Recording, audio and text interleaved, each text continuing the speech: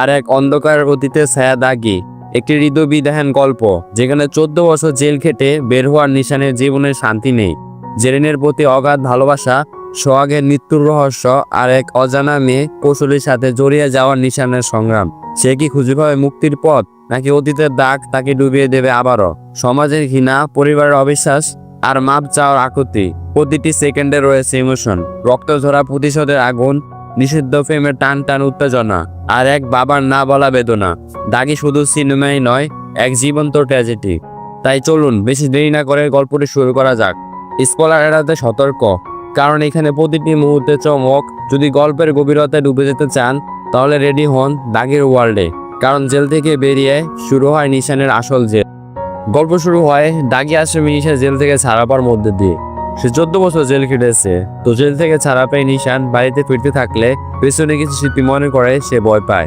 এদিকে হঠাৎ নিশানের ছাড়া পাওয়ায় মা অবাক হয়। রুমে আসলে পেছনের স্মৃতিগুলো সে মনে করে। তখন দেখানো হয় 2008-এর ইন্ডিয়া। সেখান থেকে কোনো এক পণ্য নিয়ে আসে বাংলাদেশে নিশান। এতে 10 দিন ধরে দেখা না পাওয়ায় গার্লফ্রেন্ড জেরিন রাগ করে, তো নিশান এসে জেরিনকে মানিয়ে নেয়। এরপর তারা প্রেম করতে গিয়ে ধরা খায়, তাই জেরিন বিয়ে করতে বলে। তো পায় ইন্ডিয়া যায় নিশান। এতে বারবার তাকে খুঁজে পায় না জেরিন। এদিকে নিশান কাজ করে না বলে বাবা তার উপর রাগ দেখায়। নিশান জানায় ব্যবসা করবে।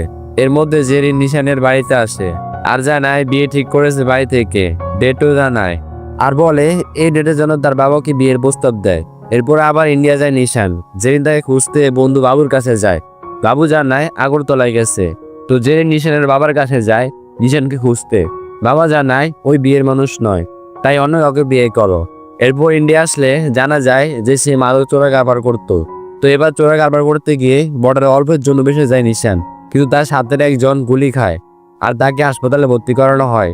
নিশান দেশে ফিরে জেরিনকে খোঁজে, তাই তার বন্ধু বাবুর কাছে আসলে বাবু জানায় জেরিনের বিয়ে ঠিক হয়ে গেছে।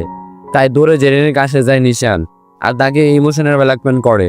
তখন জেরিনের হাজব্যান্ড সোহাগ বলে এটা হল নিশান যার কথা তুমি বলেছিলে, কিন্তু সে তো তোমাকে সত্যিকারে ভালোবেসেছিল, টাইম পাস করেনি। জেরিন জানায় এটা ইগো থেকে সব বলেছে, কালকে এটা ভুলে যাবে। তখন নিশান ফোন দিলে সোহাগ বলে ভুল করে আসছি তোমাদের জীবনে, তাই এটা শেষ করা উচিত। এরপর জেরিন সোহাগকে নিয়ে নিশানের কাছে আসে সবকিছু খোলাসা করতে। নিশান কথা বলার জন্য 5 মিনিট চাইলে জেরিন দিতে চায় না। সোহাগ কথা বলার অনুমতি দেয়। নিশান আবারও জেরিনকে ইমোশনাল ব্ল্যাকমেল করে আর পায়ে পড়ে বিয়েটা ভাঙার জন্য। এরপর জোর করে রেপ করে। তাকে সোহাগ এসে মারতে থাকলে সোহাগকে ধাক্কা মারে আর সে ছাদ থেকে পড়ে যায়। আর সে ছাদ থেকে পড়ে মারা যায়। তখন নিশানকে পুলিশ ধরে। সোহাগের মা ও জেরিন আদালতে তার বিপক্ষে সাক্ষী দেয়। সবাই নিশানের ফাঁসি চায়। এলাকার লোকজন নিশানের বাড়ি পুড়িয়ে দেয়। এতে তার দাদি আগুনে পুড়ে মারা যায়। এই জায়গায় শেষ হয় ফ্ল্যাশব্যাক। প্রেজেন্টে নিশান বন্ধু বাবুর কাছে আসে আর জেলখানে কিভাবে সে বদলে গিয়েছে সেটা তাকে বলে। আর জানায় এই 14 বছর শুধু দোয়া করেছি সবাই যেন আমাকে মাফ করে আর সব আগের মতো হয়ে যায়। এরপর বাবুর কাছে জেরিনের খোঁজ নেয় নিশান। জেল খেটে বাড়ি আসলে কমিশনার তার বাবাকে ফোন করে বলে নিশানকে এলাকা ছাড়তে হবে। বাবা নিশানকে প্রতিষ্ঠিত হতে বলে। তখন এরপর নিশান সোহাগের মাকে দেখতে যায়, কিন্তু কথা বলার সাহস পায় না। সেখান থেকে চলে আসে। বোনের শাশুড়ির বাড়িতে গেলে সেখানে বোনের হাজব্যান্ড কাছে হেনস্থ হয়। এরপর বোনকে শাসাতে থাকলে নিশান সেখান থেকে চলে আসে। এরপর নিশানের বাবা নিশানের জন্য পাত্রী ঠিক করে, কিন্তু মেয়েটা কথা বলতে পারে না। তো নিশান লেখকের সামনে বলে আমি মার্ডার কেসে আসামি, 14 বছর জেল কেটেছি, তাই বসে শামুকে পা কাটবেন না।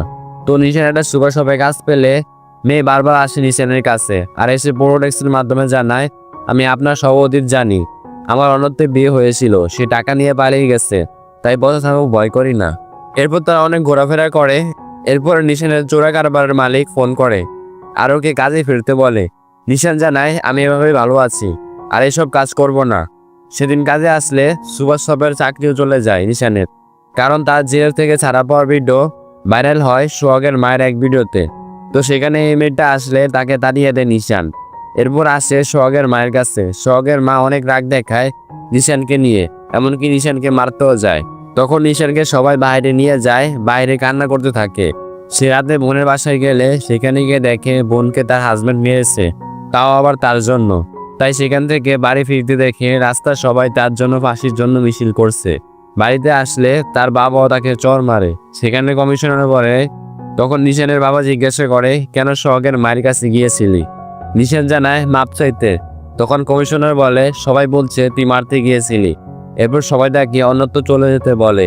নিশানও যেতে চায়। এরপর বাবা বলে, তুই রাজশাহী যা, আলিগনকে বিয়ে কর, শান্তিতে থাক। তো নিশান রাজশাহীতে আসলে লিখন আসে তার কাছে। সেই সময় নিশান দূর থেকে দেখতে পায় জেরিনকে, আর অবাক হয়ে যায় সে। তাই বাবুকে ফোন দেয় আর জানায় রাজশাহীতে জেরিন আছে, সাথে একটা বাচ্চাকেও দেখলাম। বাবু শুধু লিখনকে নিয়ে ভাবতে বলে, কিন্তু নিশানের মন তো শুধু জেরিনের দিকে। তাই লিখনের বাড়িতে না ঢুকে খুঁজতে থাকে জেরিনকে। কিন্তু কয়েকজন লোক এসে তুলে নিয়ে যায় নিশানকে গাড়িতে। জ্ঞান ফিরে দেখে তার আগের ব্যবসায়ী পার্টনার রবি তাকে ধরে নিয়ে এসেছে। এরপর তার বাড়িতে নিয়ে আসলে জেরিনের সাথে থাকা মেয়েকে দেখে, আর অবাক হয় নিশান। রবি জানায়, ওইটা আমার সৎ মেয়ে, আমার ছেলেও আসে। তখন নিশান জেরিনকে আসতে দেখে আর বুঝে ফেলে রবি তাকে বিয়ে করেছে। তো তার আগের কাজের মালিক রঞ্জিত নিশানকে ফোন দেয় আর বলে, রবি বেইমানি করেছে, তুই শুধু আমার হয়ে কাজ করবি। তাই রবির সাথে সবসময় লেগে থেকে আমাকে সব ডিটেল জানাবে। তো নিশান লিখককে বিদায় দেয়, কাজের জন্য রবির কাছে যায়। আর সেখানে নিশানের বয়স শুনে দৌড়ে আসে জেরিন। রবি তখন পরিচয় করিয়ে দেয়, ওই আমার ওয়াইফ। এরপর জেরিন নিশানকে চলে যেতে বলে। তখন নিশান জিজ্ঞাসা করে, কৌশলী কি আমার মেয়ে? কৌশলী হচ্ছে ওই মেয়ের নাম। নিশান আরো বিভিন্ন প্রশ্ন করতে থাকলে এড়িয়ে যায় জেরিন আর জানায়, এটা সোহাগের মেয়ে, আর সোহাগকে তুমি মেরেছ, তাই আমার মেয়েকে সব বলে দেব। নিশান জানায় ওটা অ্যাক্সিডেন্ট ছিল। তারপর জেরিন তাকে চলে যেতে বলে। এরপর রবি নিশানকে জিজ্ঞাসা করে, রোজিত কি তাকে ফোন করেছিল কিনা? নিশান বলে না। তারপর নিশানের মাধ্যমে রঞ্জিতের সাথে সব সমস্যার সমাধান করতে চায় রবি। তাই নিশান রঞ্জিতকে ফোন দেয়। এরপর রবি রঞ্জিতের সাথে কথা বলে আর বাংলাদেশে আসতে বলে সবকিছু ঠিকঠাক করার জন্য। এদিকে জেনে জিজ্ঞাসা করে, নিশান এখানে কেন? রবি জানায়, কৌশলী বাপ কিনা সেটা দেখার জন্য, কারণ তুমিও জানো না যে কৌশলী বাপকে। পরের দিন কৌশলী সাইকেল চালাতে শিখতে থাকলে সেখানে এসে হেল্প করে নিশান। একসময় সেখানে রবি এসে কৌশলীকে ব্যাট টাচ করতে থাকলে বাধা দেয় নিশান। এরপর কৌশলীকে স্কুলে নিয়ে যাওয়ার দায়িত্ব পড়ে নিশানের। তাই নিশান নিয়ে যেতে থাকলে বিভিন্ন কথা বলে কৌশলী। নিশান কৌশলীকে একটা বাঁশি দেয় আর বলে, ডাকলে আমি চলে আসব। এরপর নিশান কৌশলীকে নিয়ে আসলে জেন বলে, স্টাফরা বাড়ির বাইরে থাকে, ভেতরে না। জেন চলে যেতে বললে নিশান জানায়, আমার যাওয়ার কোনো পথ নেই। কৌশলী কেউ চায় না, কারণ দাগের সাথে কেউ থাকতে চায় না। আর আমার কেউ নেই, কারণ আমি দাগি। কিন্তু এবার জীবনে বেঁচে থাকার আশা খুঁজে পেয়েছি, তাই প্লিজ এটা চিনিও নিও না। আমি কৌশলীকে প্রোটেক্ট করব। এরপর কৌশলীর সাথে সুন্দর মুহূর্ত কাটায় নিশান। তো নিশান বাবুকে ফোন করে বলে, কৌশলী আমার মেয়ে, কিন্তু সে তার মায়ের সাথে থাকবে। আমি শুধু দূর থেকে দেখবো, এতে আমি খুশি। এর মধ্যে কৌশলী তার দাদি অর্থাৎ সোহাগের মাকে ফোন করে বলে, দাদি, আমার নতুন বন্ধু হয়েছে, নাম নিশান। নিশানের কথা শুনে অবাক হয়ে যায় সোহাগের মা। তো একদিন জেরিন নিশানকে জিজ্ঞাসা করে, তোমাকে বারবার বলার পরও আসলে না কেন? সেদিন আসলে আজ এই দিন দেখতে হতো না। নিশান জানায়, ভেবেছিলাম একটা বড় দান মেরে আসবো। এরপর আরো অনেক কথা জেরিনকে বলে। পরের দিন রবি নিশানকে নিয়ে রঞ্জিতের সাথে মিটিং করতে গেলে জেরিন জানায়, এ যেন আর না আসে বাড়িতে। এর মধ্যে কৌশলীর দাদি এসে কৌশলীকে সামনেই বলে, তোর বাপকে নিশান মেরেছে, এই খুনি। এদিকে রবি রঞ্জিতকে আসলে মিটিংয়ে মারার জন্য আনে। তাই তো মুখোমুখি হলে স্নাইপার দিয়ে মারে রঞ্জিতের লোককে। এরপর রঞ্জিতকে মারতে থাকলে সে নদীতে লাফ দেয়। তো রঞ্জিতকে মারার ব্যাপারটা নিশানের ওপর চাপিয়ে দেয় রবি। এরপর রবি বলে, তোকে ফেলান করে এখানে এনেছি। তো নিশানকে মারার চেষ্টা করলে নিশান নদীতে লাফ দেয়। তারপর কৌশলীর খোঁজ করতে থাকে। এদিকে রবি যে রঞ্জিতকে মেরেছে তা উপরের মহলে সবাই জেনে যায়।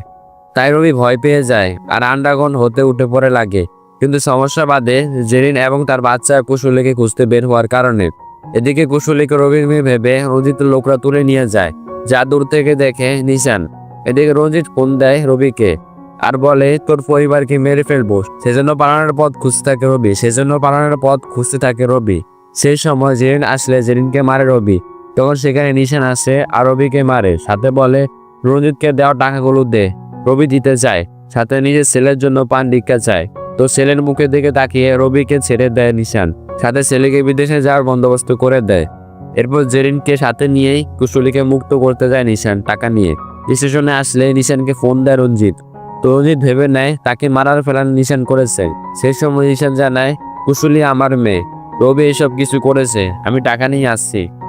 রঞ্জিত তখন জানায়, টাকা নিয়ে আয়, কৌশলীকে ছাড়া কিন্তু তুই বাঁচবি না। তো নিশান নিজের জীবন দিয়ে হলো কুশলীকে বাঁচাতে চাইলে জেরিন জানায় কুশলী তোমার মেয়ে না। প্রথমে আমি ভেবেছিলাম কুশলী তোমার মেয়ে, তাই ডিএনএ পরীক্ষা করিয়েছিলাম, কিন্তু ডিএনএ তোমার সাথে ম্যাচ করে না। কথাটা শুনে কষ্ট পায় নিশান। বেঁচে থাকা শেষ সম্বলটুকু কিনা অন্যের। তারপর কিছুক্ষণ ভেবে নিশান সিদ্ধান্ত নেয় নিজের